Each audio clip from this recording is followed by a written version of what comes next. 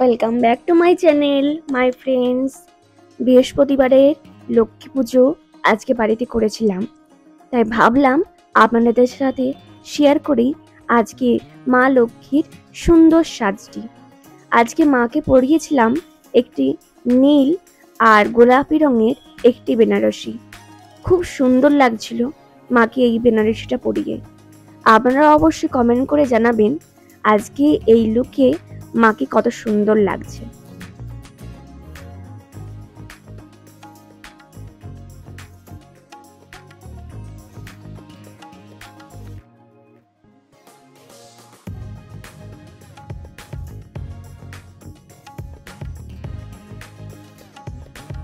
বৃহস্পতিবারে পুজো করার পর আমার ঘরের গোপাল এবং রাধাকৃষ্ণকে সবাইকে নতুন নতুন পোশাক পরিয়েছিলাম। আমাদের বাড়ির এই মন্দিরের পুজো করতে সবাইকে স্নান ও ভোগ লাগানোর জন্য আমার টোটাল সময় লেগে যায় 3 থেকে 4 ঘন্টা। মন্দিরেই প্রায় আমার অর্ধেক সময় এখানেই পার হয়ে যায়।